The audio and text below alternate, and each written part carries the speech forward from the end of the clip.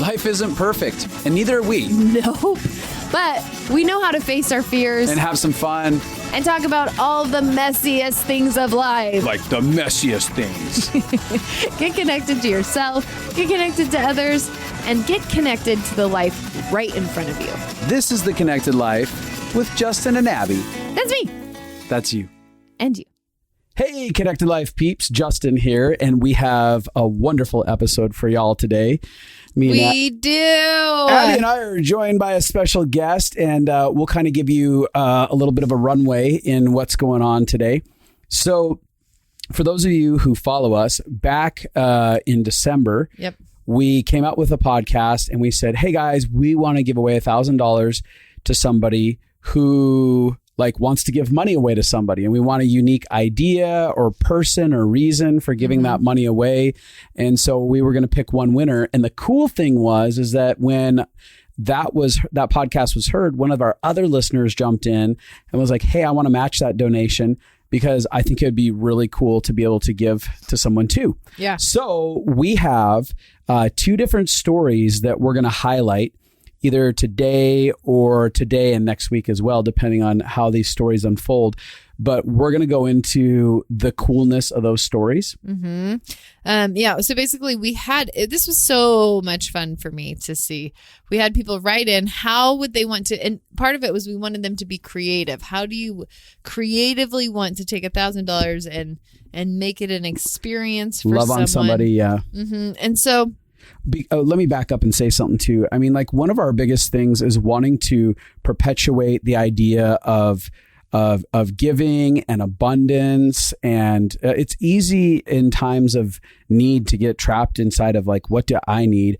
But one of the things that's been very powerful in our own lives is that when there's a time of need in our own life, we look and go, okay, how can we meet someone else's need? Yeah. Yeah. It's something... Oftentimes when I feel fear about money is when I'm like, I got to give some away. Yeah, to really break the fear.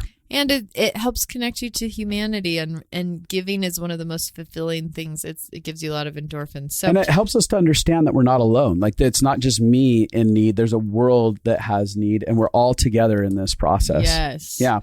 So one of the things we had, so many people wrote us these great letters of people that they thought really deserved gifts and the beautiful ways they wanted to give them. And it was really filling to just read. It's so wonderful hearing people wanting to do good for the people around them. But it was very hard to choose. Very hard, because I wanted everybody to get the money. And one of the things that was unique that we discussed in who we chose, in this first story that you're going to hear, we kind of think about the idea of giving to people, like generosity. We're going to generously give away to someone that we feel like deserves, they've done something to deserve it.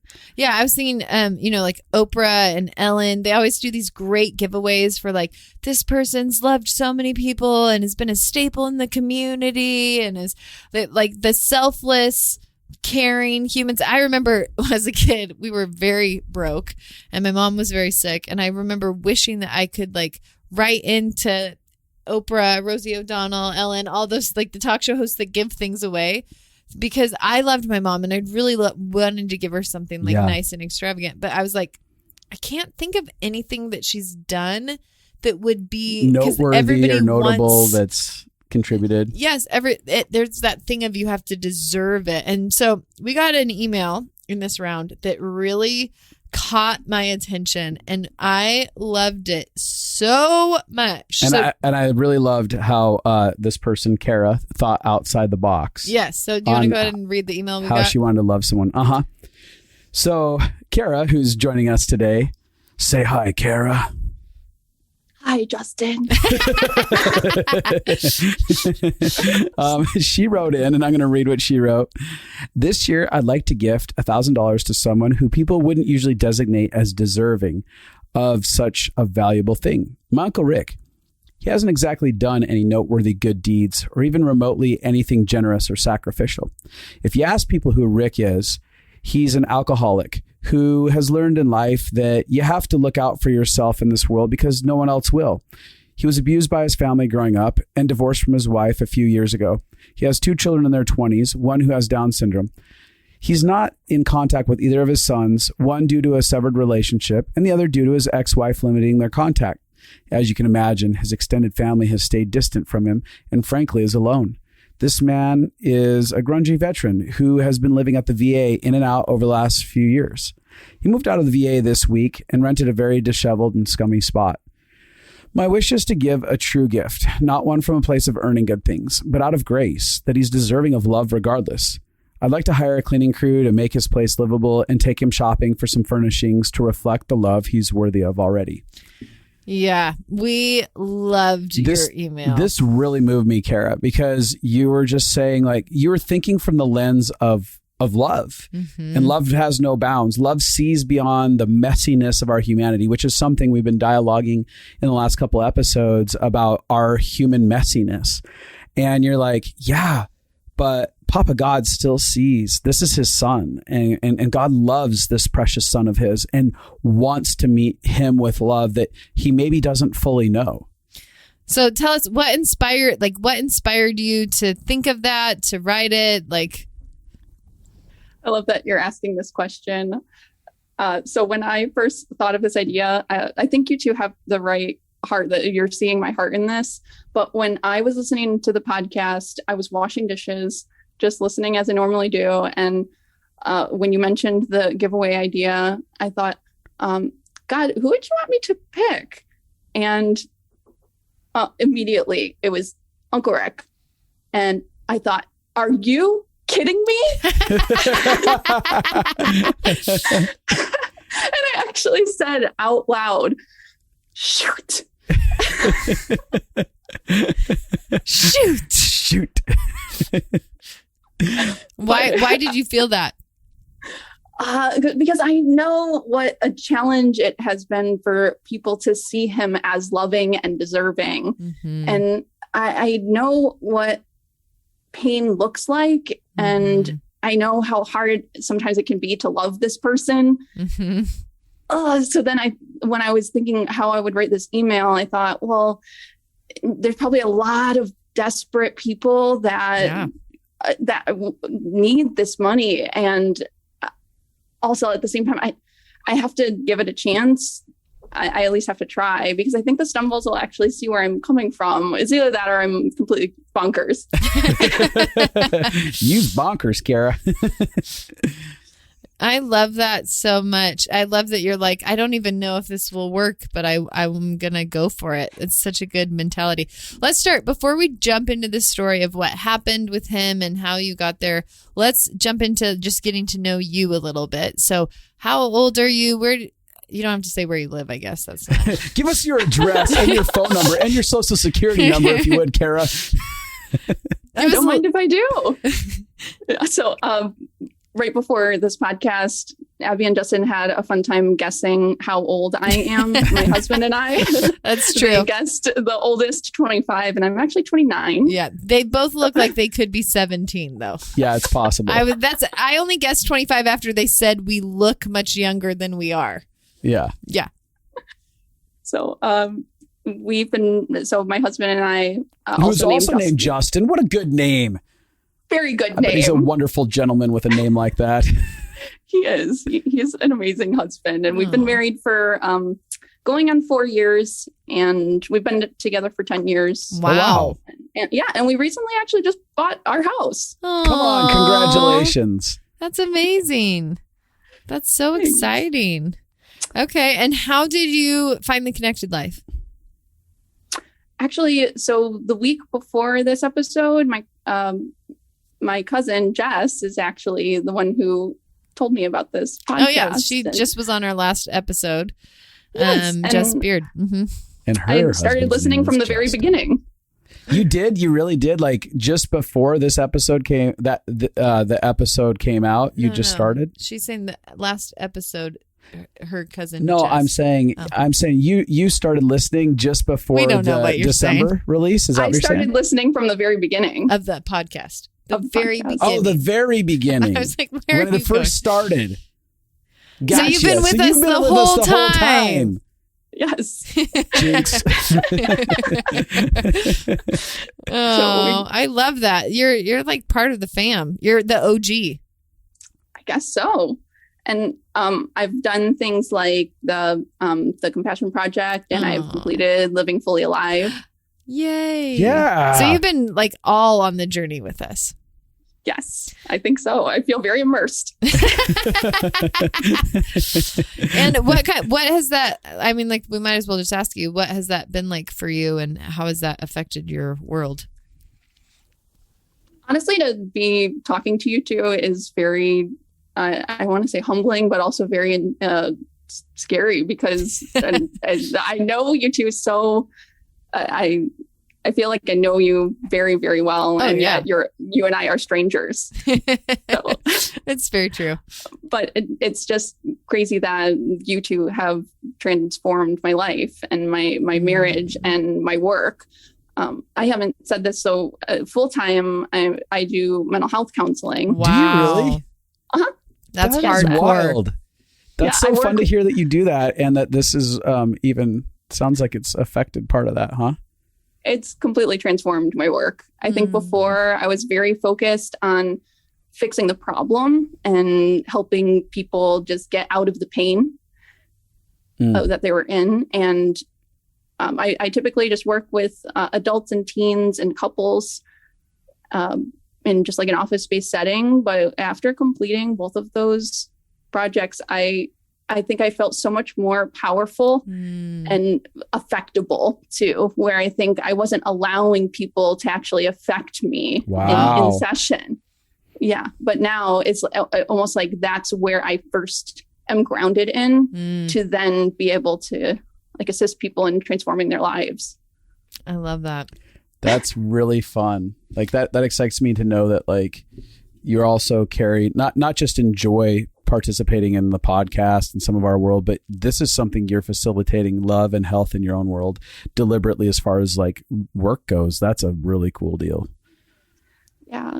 And to add to this, so I live in Ohio, and I've actually met you and Abi and Justin. I've met you before. Really? Yes. It was at a conference that Abi was speaking at. I'm trying to think about Ohio. Was it in Ohio? I didn't even know I'd been to Ohio. How many years ago was it? It was right before the pandemic. So I think it was 2018.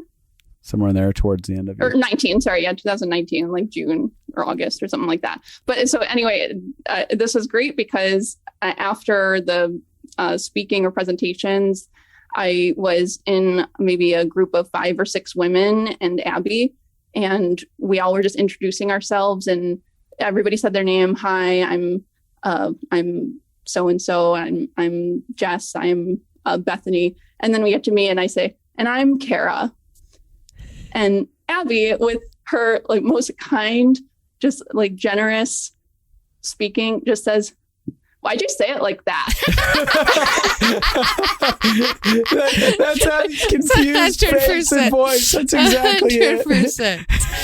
That's very true. And she saw deep into my soul that I just felt maybe insecure about myself, and she just spoke right into it. Just, why'd you say it like that? I remember now. Like I actually, like, now that you explained that story, I remember that exact meeting. Do you really? Yeah, it's Cleveland. That's where we were, right? Yeah. Mm-hmm. Yeah. Oh, wow. That's crazy. It triggered your... Well, I think I remember being like, oh, but like you... Because it just didn't feel like she was excited about presenting who she was or like introducing herself. And I remember being like, why? You're so cute. Like, like I felt excited to meet you. So, yeah, I remember that moment. Were you taken aback? Like, I don't know why. Why are you yelling at me? Yes. I think I had heard that Abi has this baffled. Yeah, thank God that has gone ahead. But I think I did end up thinking, yeah, it's just something that I think needs to be worked in me. And that was before I completed either of those projects. So, well, just so you know, what I remember thinking was not that there was anything wrong with you, but just like that you were this like beautiful woman that I didn't feel like knew that she was like knew she could take up that space. That's what I was thinking. I love that. Thank you. Mm-hmm. It's like full circle. It's very She's like, that's good to hear. I've been wondering what that was all about for years now. I've been secretly hating you, but I still listen to the podcast. Well, with that said, kind of fast forwarding here into this space of time, what was kind of like, you kind of got hit with like, hey, I should do this. What's a little bit more of Rick's background? If there's a little bit more to elaborate on, is there much more on that? I think it'd be better to talk maybe about his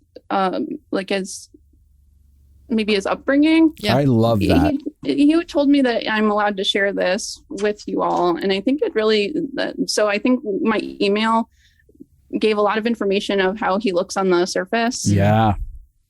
And over the past few years, I'm pretty much one of the only people, and especially in my family, that gets to be with him or maybe chooses to be in contact with him. So I've learned a lot about him, and especially even while in this giveaway process, it's really been a chance for me to get to know what he's been through.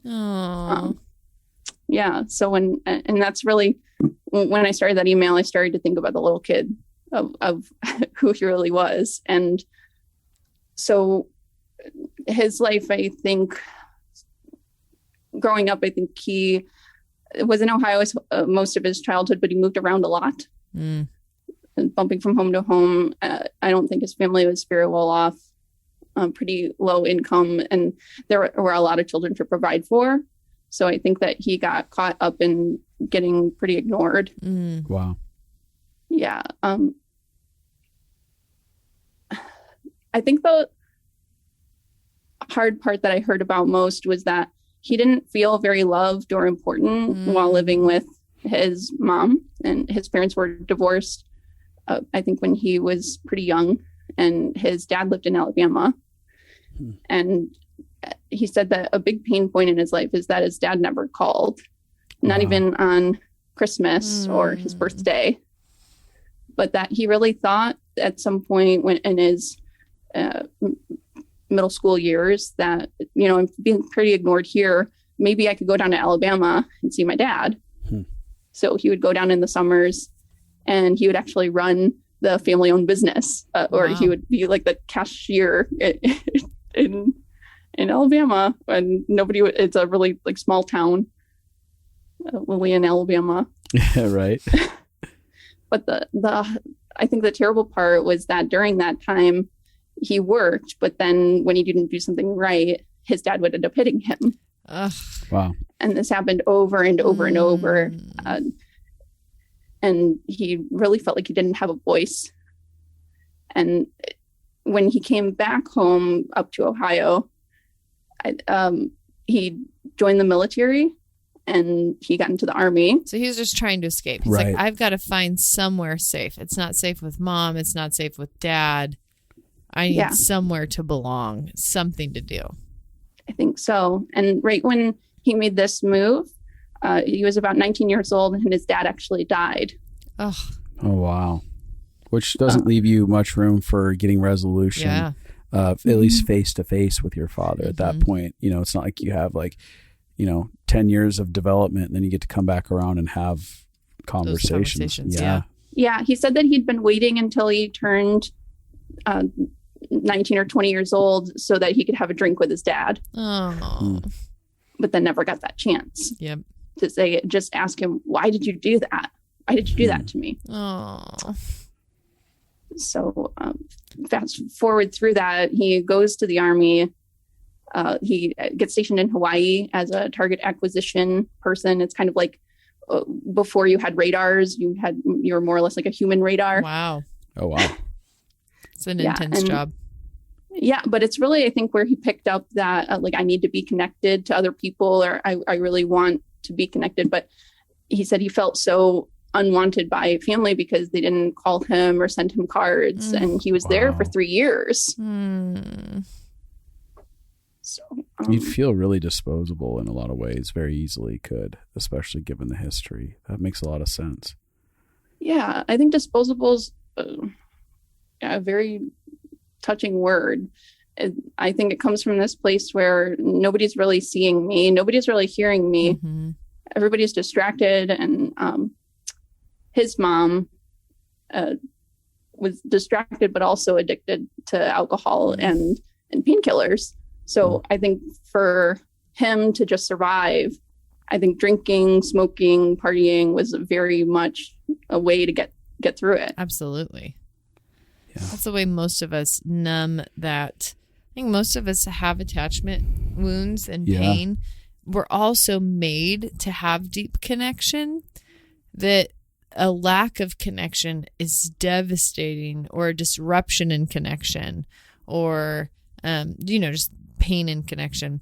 And so it's very easy to want to use drugs and alcohol to try to numb the pain of that. The problem is it keeps the disconnection cycle in our life. You especially, I think, understand the pain more if you believe in a relational creator that designed you through relationship for a relationship, like with the intent of like, I want to uniquely design something that I can overflow my love onto. And that is written into the code of creation, which is, I'm made to be connected to love. I'm made to be connected to other people. And when that doesn't feel like it exists in the world around you, I mean, it's like a severe, it's going to become a severe wounding for people if it goes against the entire grain of our intelligent design. Mm-hmm. Yeah. So he in that environment, mom, alcoholic, drug addict, so to he say, starts to party and just kind of survive that, and ends up having his own children. He ends up getting married after the army, ends up being with this wife for a few years, divorces, pretty tumultuous there, and then actually he probably ends up had never learned attachment. You don't know how to attach intimacy, and connect. how to have connection, and if you're just that childhood would lead you to pick a partner that either neglects you or abuses you, or to become that person who neglects or abuses. Yeah. And I think that also shows maybe about his second wife, who he's most recently divorced from. They had a pretty tumultuous relationship as well. Mm-hmm. They stayed together for a very long time, maybe about 20 years. Wow. I think somewhere around 15, maybe more. And with that, yes, he had his one son, and second son with Down syndrome, and they stayed within the same city for that period of time all throughout their son's childhood and upbringing. And that was pretty significant for him. He wanted to show his kids that, hey, I can keep you in the same place, give you the same friends, offer some stability in your life that I never had. So he's fighting with everything he knows how. He's fighting to give the best that he can, to give back what he couldn't have in at least his knowledge of it. Yeah. That's what I see. And even though I see the other side of it, where there's a lot of pain within that family, a lot of dysfunction, I can also see exactly like his good intent there to try to give his kids what he didn't have. Mm-hmm. I want to add to that. I think that from generation to generation, that is the hope, I think, in most parents, and the good majority is they're like, I came from this level of pain. I want to try to correct it. You know, even in me trying to correct it, I made a big mess. I couldn't correct all of it. I just try to make things a little bit better off than I had it. And, you know, I know some people, they'll have a lot of pain that their dad was really disconnected, but he never once hit him, right? But that father got hit all the time by his dad. So he's like, I never hit you. Yeah, I never hit you. I disconnected to protect you. And I've heard those conversations in my office where a kid's trying to process their pain with their parent, and the parent's like, says that exact thing. Well, I never hit you. And they're like, okay, well, thanks for not hitting me. It's like, no, you don't understand. The environment was designed to tell me that I'm supposed to hit you, and I didn't. Yeah. So yeah, it's pretty wild. So, tell me how you started talk a little bit about what you ended up doing with or for him and how you started to learn these part of his life story. And if you have more of his life story, please feel free to continue. I think this is a good segue here. He separates from his wife probably 2014. So since then, it's really been this 8-year span of stressful adjustment and moving, because he decides to leave his family, but really has nowhere to go and no support. So he ends up in different cities, ends up at one point in the VA homeless shelter until he's able to get subsidized housing. And so by trade, he has washed windows for decades. And so he has this really stable full-time job and family, and then it's just gone. And so devastating. Yeah, he has and nothing to fall back on. Most of his family members have died from trauma and addictions, and other people he's just driven away. And so with being in and out of either these shelters or short-term rentals, last maybe I think a year ago, he ended up getting mugged on the street. And so at that point, he needed to be in the hospital recovering for months, where he lost his job and then lost his vehicle and everything that goes along with it, ends up back in the shelter. And so now we're just at this point where maybe about 4 months ago, he moved into a new place, I mentioned in the email, and he doesn't have a car, and he doesn't really have any furniture or anything to his name, but he has his own place. So he's really excited. So I thought, why don't I try to give him some furniture that'll provide for that? But then when I started to look at the place, I started to see how that really wasn't where he wanted to stay. And so what's something that's going to be valuable for him moving forward to help him get out of this spot that he's in right now and help him be seen for where he's at. And so I decided to give him the money to get a van and possibly get some of his work back. He was taking a bus to get to these temp jobs 4 hours a day. Wow. And so I thought if I could at least get rid of that barrier for him, that would be a huge help. So what you're saying is that instead of taking care of the place that he's living in, you actually said, okay, this feels like I could equip and empower him by giving him some down payment on a van that's going to help him get work so that he can actually get back on his feet and move his life forward. I love that thought process, that kind of it you allowed it to evolve. You didn't just keep it stuck in no, this is what I said I was going to do. It was, oh man, is there a way to help liberate my uncle? Yeah. What does he really need? Because I want him to feel valued, but if that's not in all of the things that are around him, there's other ways too. Yeah. And once I nailed that idea, I started to actually be able to put the pieces together. So tell us how you did. Tell us how you put it together. Yes. Once I decided that we wanted to get a van, I thought, well, what is the thing that he wants most? He wants a car, but he also wants connection. He says over and over how much he wants to desperately see my other cousins and his son too. And so I thought, why don't I try to get him connected? Really? So it evolved. I love it. This is cool. I thought maybe I could do a big party or something where everyone's present. I thought of maybe going on a scavenger hunt, or I don't remember what I thought of back then, but I had a lot of different ideas of how do I actually get him to see these people and work with work with what I have. Yeah, exactly. So I reached out to all of my cousins, 10 of them. Oh, wow. Oh, wow. Yeah. And I basically pitched this story of, hi, I won this giveaway and you'll never guess who won. It's incorrect. How was the reception to that conversation? Varying? It was pretty consistent, actually. A lot of it. They said, okay, that's a little odd. I don't really, I guess I see where you're going. He kind of dug his own grave to an extent, but I'm going to go along with it. Wow. Yeah. So what did you pitch them? Like, did you pitch a party or did you pitch? Like part of the dialogue that you're introducing to the cousins is really this idea of introducing them back to his humanity, even in having that conversation, which is very easy. Like, I don't fault any of them. I've had some people in my life that have done some really painful things. I'm like, yeah, sucks to be you in that situation, but you kind of did that and you kind of screwed everybody over.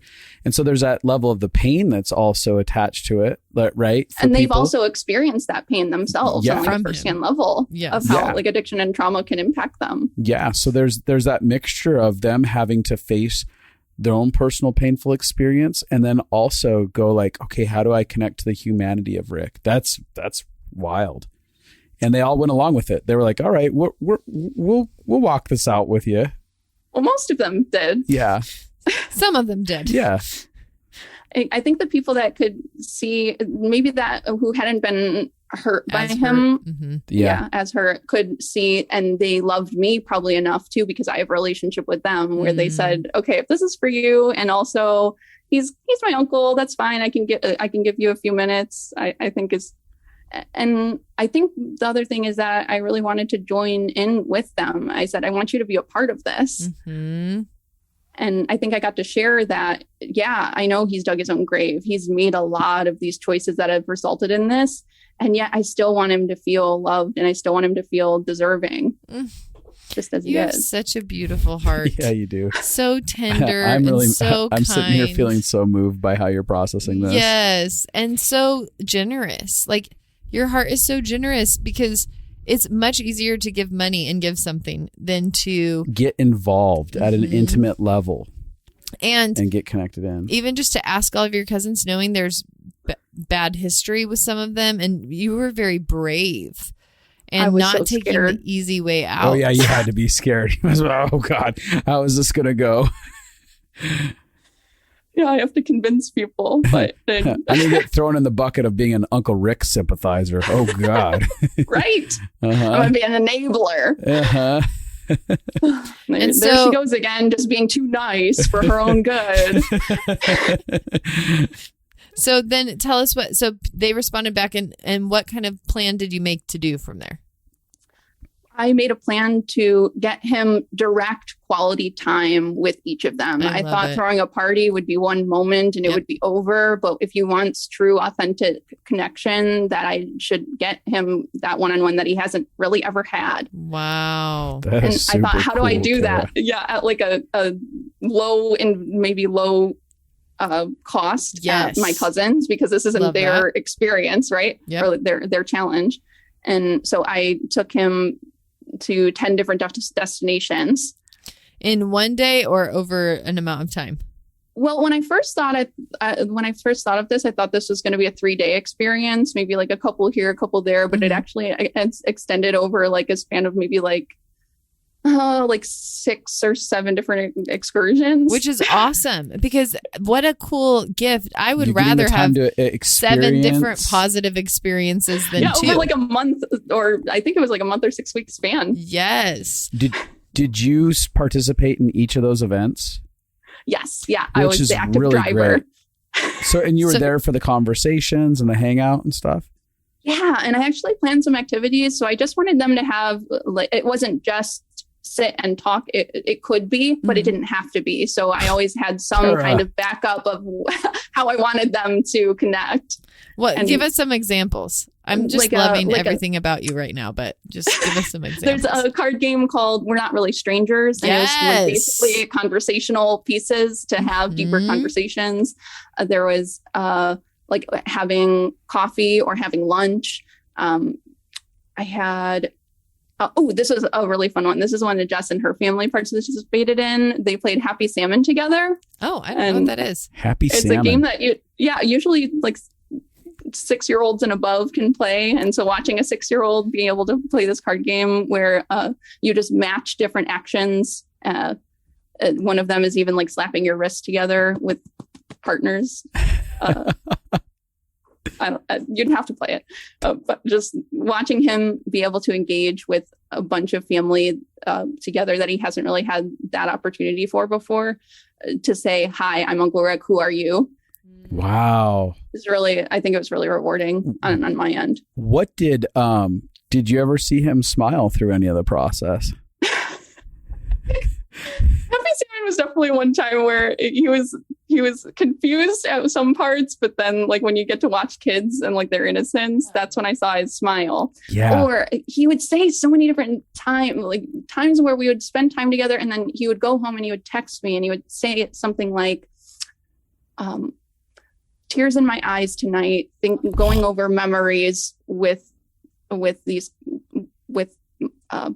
nephew, tears of joy. Ugh. See, because this is the thing, is that when people are really hardened and they're hurtful in some of their behaviors and actions towards us, it's very easy. Any one of us have the experience of losing sight of their humanity, right? But like when we look at Rick has lived a life of survival, of self-protection, but he's trying to protect the part of his soul, the little kid inside that was so knocked around and so dismissed and so neglected. And all of a sudden, in a moment like this, where he gets to walk away from that and he gets to sit in the quietness of his own space, we get to see like, oh, there's a little kid that was dying for something and is actually getting to connect with that. And we see the tenderness come out where he feels safe to be tender. Like you spent enough time with him that he felt safe enough to go, I'm going to give you a very special part of my heart. Here's my tenderness. Here's my vulnerability. That moved me and I cried. And that's really cool. And that's the reality of most human beings. Like that's what's behind all of the hardness and difficulties, is that right there.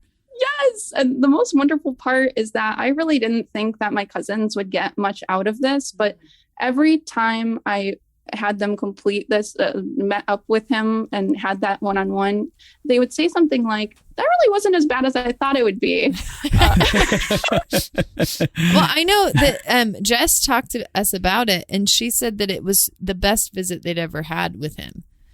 And that it really did help humanize him again. And having the way you facilitated it, it was like, it was pleasant. It wasn't painful. It was easy. It wasn't awkward. Like, I think there was like a set amount of time. So it wasn't like you had to spend the whole day together. Mm-hmm. And then, like you said, you had an activity planned. So there was something for them to come together on. And she was really, she spoke so highly of the interaction, because it was just a totally different experience. And I think that's because somebody from the eyes of love with the heart of connectivity created an on-ramp. Yep. Yeah. Which I like that. Here's what you didn't do. You didn't set something up and then toss him into the deep end. You didn't toss him or them into the deep end. You were like, you weren't like, you all have to love each other now. Good luck with this. I hope this goes well. And you're like, the reality is that probably neither of them are going to know how to facilitate that connection point, either side of that coin. And so you're coming in sacrificially and lovingly being like, I'm going to give my time and my energy to deliberately help facilitate this experience, in that I'm going to be right in the middle of all of it. And you're creating safety. You're building that bridge of safety. Yeah. And I'm just re-highlighting that, because I think that it's easy for people to go like, oh, I gave $1,000 away and that's what this was about. No, it wasn't. It was about a human condition, seeing the human, participating in another human's life. Yeah. If I could mention a few more examples. I'd love it. Please do. This is great. There was one, so I have a busy business owner who owns a fish store, Agno Aquatics, and he is so busy, but I thought if he doesn't have time to meet at his house, I'll just take Uncle Rick to his business. Fish store. Yes. And on the way, my Uncle Rick was saying something like, it'd be really nice if people just said, I appreciate you. I don't think there's anything wrong with just recognizing people as they are and just saying that. And so we get there and I say, how about this? Why don't we write him a note? Why don't we say, I appreciate you and I'm impressed by your shop. Oh.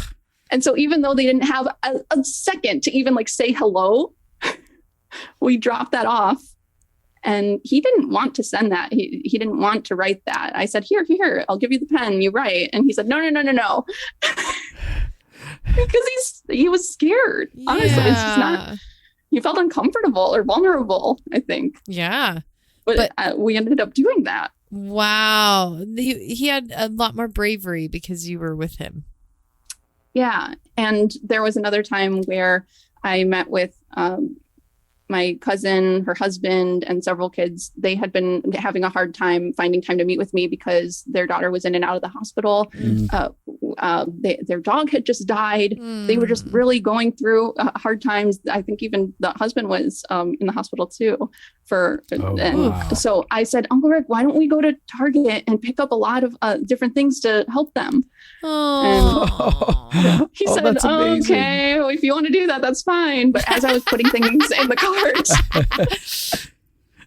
he got to pick out some things that he thought the kids would like. And we get to the checkout counter and I go to add more, maybe like a gift card or two. And he said, Kaira, that is too much. And I said, Uncle Rick, it costs to love. And I think there's something in him that doesn't really know how to give because he's always had to watch out for himself. He's always been pretty scarce with his rest. Yeah. And he said, they don't need it. And I said, it doesn't matter if they need it. We care about them. And I didn't want to like teach him, but at the same time, I was just, I had been through so much in my own life where I did things out of wanting to make people happy or try to please them or fix them in some way. But this, I just felt like I just need to be generous to them. What I like too is it's actually a model back to him, not of even what he could do for other people, but like, hey, no, actually, Uncle Rick, humans are worth this. Humans are worth this. And here's the statement over your life. You're worth this. And you're going to have to sit with this. And it's going to speak to all the lies that have ever bombarded your heart and your mind. Yeah. And how did he feel when you guys gave it to them, or how did that go? He said that it wasn't something that he would do, but now he sees how it could be helpful because he's used to people like my mom who kind of like give and give and give and give even when they don't have to give. Right. Have resources to give. They maybe out of a place of like scarcity. Yep. So it was interesting that we could have that conversation together and that he could get to that point where he gives that, and he got to be a part of like signing the card and giving it over to them. And he doesn't really emote much. So it's not like he was like, here, I'm so glad to get this to you. Totally. He's like, here. But his most meaningful part was when he got to introduce himself again to like his great nephews. How old were his great nephews? They're 15 and 10. How old is Rick? Rick is 62. Okay. Gotcha. So they met before, maybe, but there's never been a direct interaction. It's always just been big family gatherings. Nobody really, maybe he talks to people that he normally talks to, right? But doesn't actually introduce himself. Wow. How did he, why did that, okay, let me get my words together. It sounds like it felt like that was impactful for him. Why did it feel like that specifically the nephews were impactful? I think he was expecting to just see my cousins, but he was being in their home. He got to see that they're actually families and that they have these busy lives, but he's actually, I think, moved to getting connected to people beyond who he initially, I almost want to say like leaving a legacy or being able to be connected to the next generation. Yeah. Where when he's been now removed out of his family of being a father, that I think seeing kids at this age gives him this this maybe like purposefulness. Yeah. Yeah. And how did they respond getting those things given to them? I think that how do I explain that? My cousin ended up saying, we used every single thing that you had put together. I don't know how you did that or how you knew. Oh, how sweet. And did you get to share that with Rick? I don't really remember. But I think I think the cooler parts here is that he had an opportunity to share memories with people, but then also get to know or maybe get to share with them things that he enjoys. So things like golfing, I never really heard about from him, and how much he wanted to connect with people by taking them to a golf course and that kind of opportunity presented itself where now he was able to maybe connect some numbers or at least some faces to say, hey, if you want to go golfing in the future, bring me along. I'd be glad to go with you. Were there any other highlights to you from the process? There were several other ones where how do I put that into words? I think they got to see a different person. They didn't just start seeing him as an uncle. They started seeing him, as you said, in Common Humanity, where they started to see what it was like, where he would vacation to. They got to hear about how he's been skydiving before and get caught up in the military stories. And those things you don't really have time for in the casual, short interactions at family holidays. Yes. Yeah. Yeah. So I think that was the biggest thing, is that on both ends, people were able to actually be connected. Wow. That's just incredible. It's so beautiful that you went the extra mile, 5 extra miles, 100 extra miles. Totally. And the cool part is that he didn't even know that this $1,000 had happened. So I have done all of this connecting, and every time he had gotten a connection, I gave him a puzzle piece. He didn't know why I gave him a puzzle piece. Oh my gosh, you are so good at this. You understood the assignment. You understood the assignment to find a creative way to give somebody something. This is so good. So every time he got a puzzle piece. Yeah, so I drew out I printed out a picture of a van, and I drew out puzzle pieces, cut them out, and at each interaction I would find some time to be able to hand over a puzzle piece over. And so they would end up giving him the puzzle piece. And at the end, when he collected all 10 of them, that's when I revealed to him, just like at his house, putting things together. Okay, all of this wasn't just about connection. Also, you have these 2 people who are radically choosing to love you and giving you $1,000. And what did he say? To that? I have this written down. He said, wow, really? Wow. Oh my gosh. Thank you, dear. It's unbelievable. Oh, how tender. You did such a good job documenting the whole experience too. Gosh, I like to think you're just the most precious little cupcake.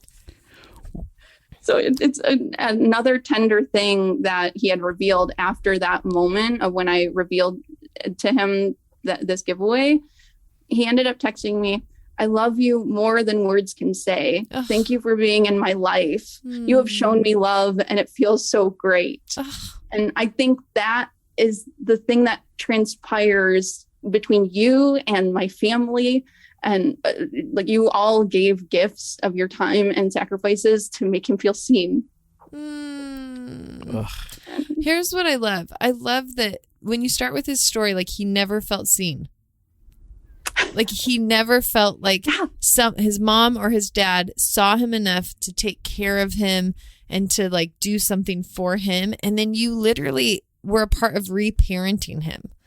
Reparenting is a concept we teach on in different parts of our courses, but the concept of you just did for like, parents are supposed to help teach their kids how to connect to others, and parents are supposed to there's this thing of like being able to spend time and energy. Like I bet his dad never called him on his birthday.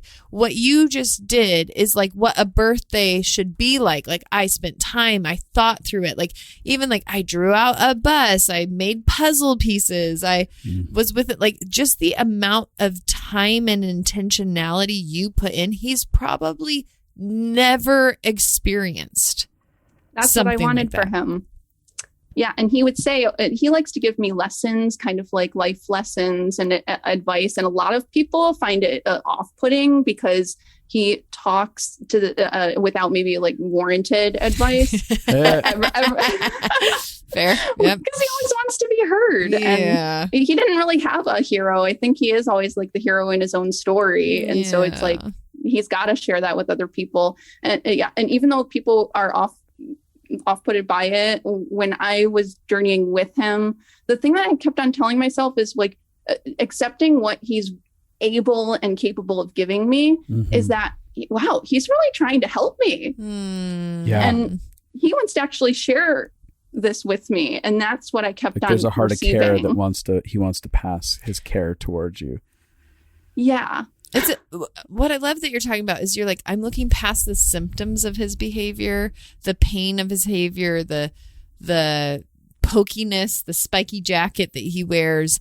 And I'm actually seeing inside the beautiful parts of his humanity. I'm looking for that goodness, that gold inside of humanity.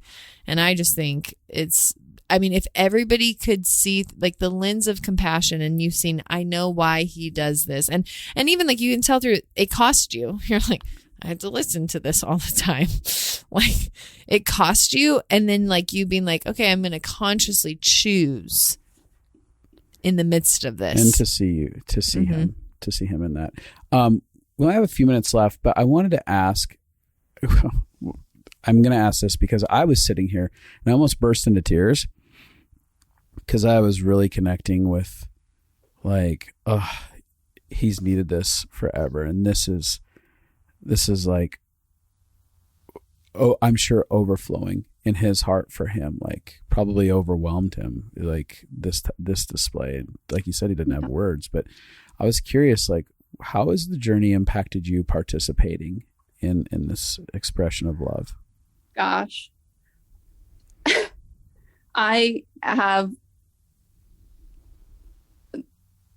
it's given back in more ways than I'm able to explain. I knew that maybe some part of me was like, oh, you're doing something good. That's really nice. And he'll feel loved. That's good. Great. But I think there's something so much deeper that has gone on. And I hope that's okay that I talk about that. Yeah, please. I want to hear that, please. There's like this big story that's been going on in my life of like inadequacy. And if you can imagine being a giveaway winner of a podcast that like you have, like your two role models end up being a part of, and you get to be the winner, and you have to fulfill that kind of expectation to give a good story and give a good outcome. There's so much pressure. I've had so much anxiety. My heart has been pounding and just wildly trying to put all these puzzle pieces together. Literally the puzzle pieces together. But because I'm just so thankful, because I was doing this like heart check this morning and I was finding myself crying because this showed a lonely, broken man that he deserves love no matter what, but also that I don't have to make grand gestures because I wanted to make this something big and crazy, but it didn't have to be.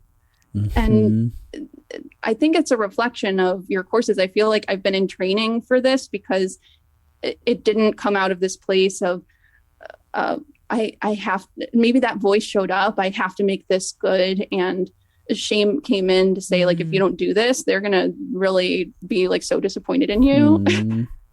Why did we waste our money on this girl? That is the voice of shame. I think everybody would feel that. Yeah. Yeah. That makes so much sense. Over and over, when that showed up, I was just like, no.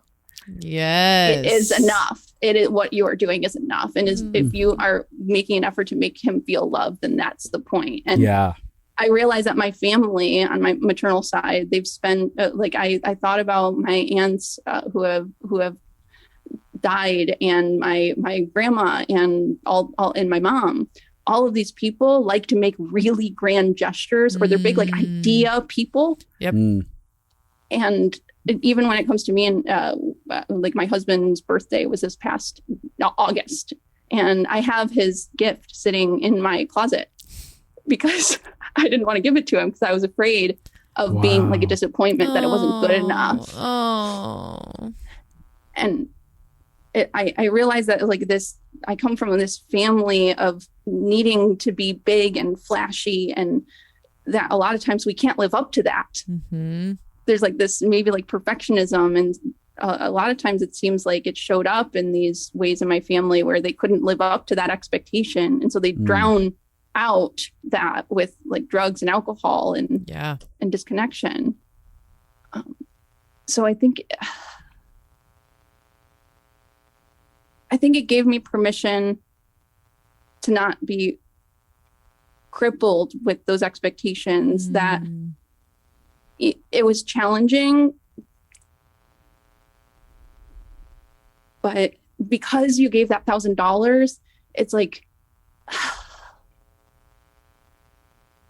I would have never said, even if I had $1,000, I wouldn't have said, oh yeah, I'm just going to give this away. It's like, because you paid the price, I didn't have to worry if my effort was enough because you saw his worth inherently.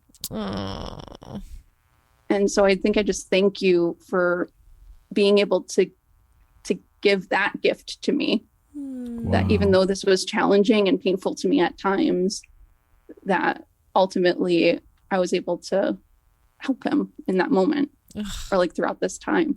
I feel humbled by you sharing some of what you did about us, and I feel very moved that we got to participate in this process just with you. Like, to get to show up inside of your story. It's not just Rick's story, it's your story, and that we got to like be inside of that experience. And I think that's so cool. And it's so interesting, like the voice of shame is such a booger. Yeah, it is. And I when you're talking, I'm like, I know that feeling of that feeling of pressure completely. Of now this has to be good enough, and now I have to I'm gonna have to tell them what happened. What if nothing happens? Like that'd be so overwhelming. And the funny thing though, when I was listening, is I was like, God, I love how normal this is, because this feels like you put so much intentionality. I think you went above and beyond in what you created. But then there are just normal things of like, they didn't have time, so we drove to the fish store and we left a note. Like that is very normal. And the whole time I was like, thank you. This is the best, because it inspires people that whatever they have to give, they can give, and that can be enough. And I think so many people get crippled with, it has to be this huge grand gesture, and it has to be, and I was listening being like, I feel like what you did was a huge grand gesture. Yeah, every bit of it. But it also broke down that barrier for people listening to be like, oh, because I know how it affects a soul. Like the story you told me, I know how that will have affected his soul. When you get to heaven and you get to see what that actually did for him, it will be a huge grand gesture for his life. I think anybody who hasn't experienced love, having someone aim love at them cannot help but transform their life, whether they show it or not.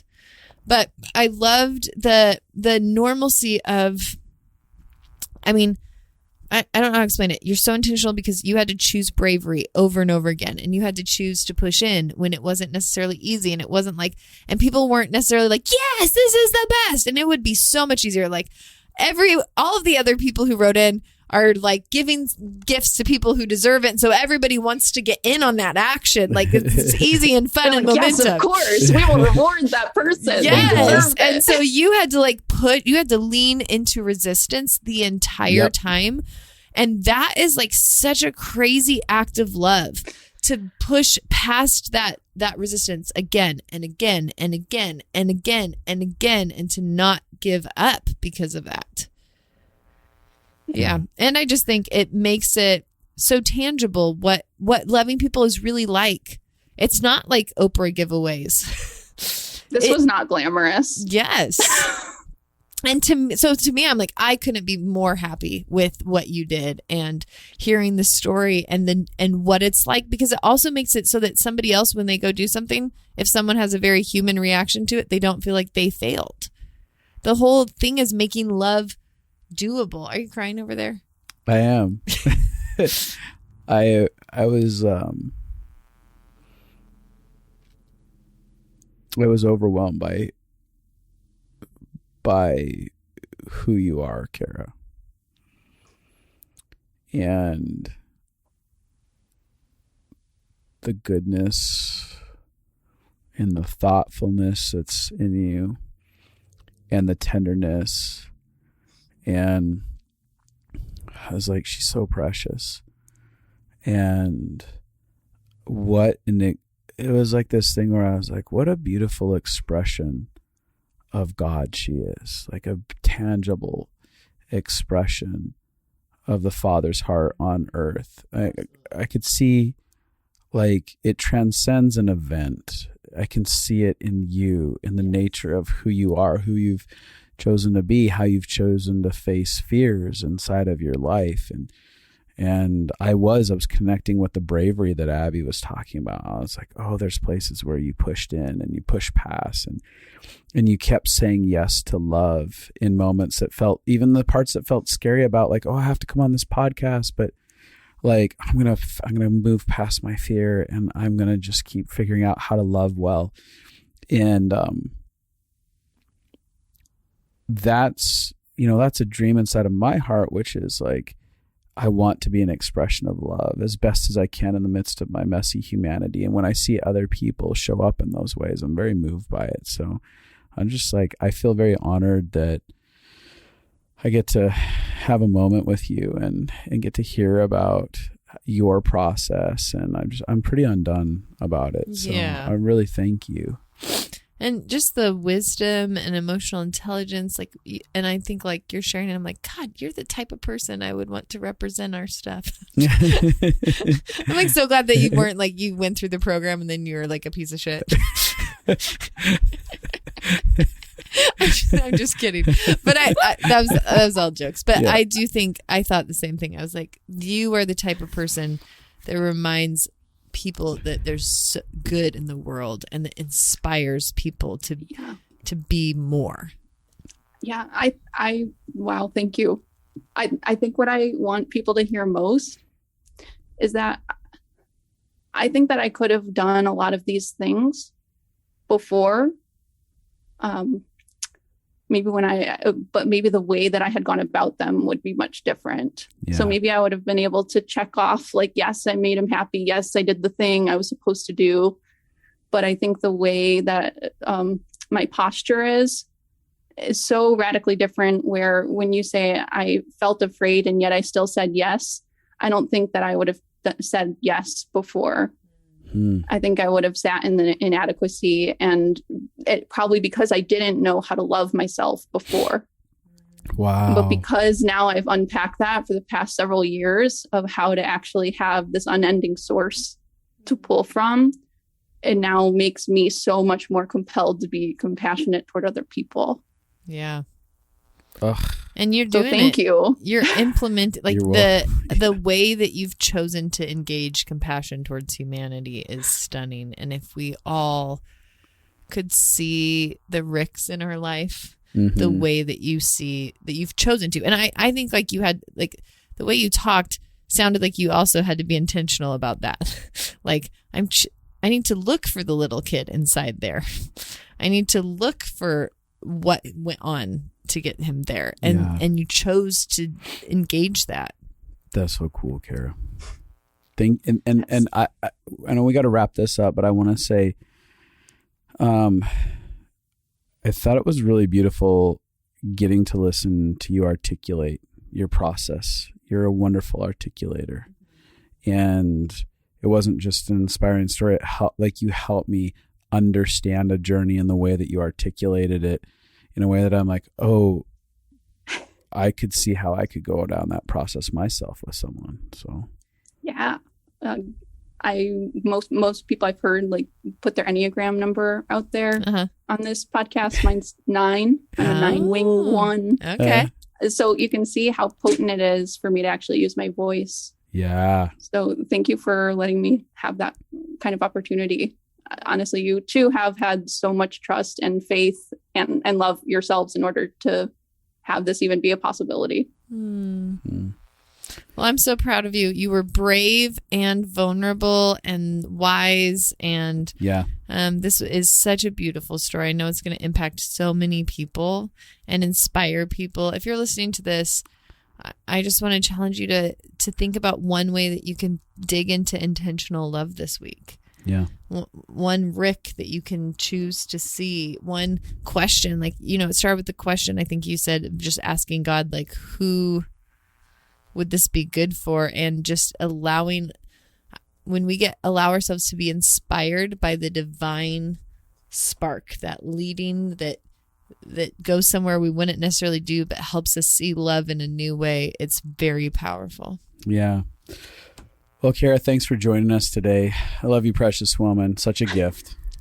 How do you feel after being on the podcast? How do you feel? You did it. Amazing. Now you get to listen to it. Are you going to avoid it or are you going to listen to it? I'm going to listen to it. Yeah. I'm going to share it with everybody. Thank you. You're the cutest. If you're listening and you want to check out the We Are the Connected Life. The Compassion Project? The Compassion Project. You can find that at justinandabby.com, justinandabi.com. It's a course that you can do anytime that you have forever. Yeah. All right. Well, thanks for joining us. Give our love to Rick. Tell him we're glad that that we got to participate in his story. Would you please? I will. And hey, if you guys got moved by this, rate, review, subscribe, and share. Share it with people. Share it with people to inspire love. It's a wonderful episode to help people get inspired into loving, especially in the season of life that we're all living in here in the world. We need more love. So, and one last thing I want to say, because a lot of people will write in after things like this and be like, how do I be intentional? How do I learn how to do that? And the best thing I can say is brainstorm with people. Yeah. Like maybe your brain isn't as like Kaira came up with so many good ideas. And what I saw is every roadblock you had, you found a way around it. And then another roadblock, you found another way around it. And sometimes I can get stuck or other people. So if you just bounce ideas off of people and engage them in the dreaming process about it, it typically can help you overcome some of the places where you're drawing a blank. Yeah. All right. Well, everybody, we're out. Goodbye. Go love somebody.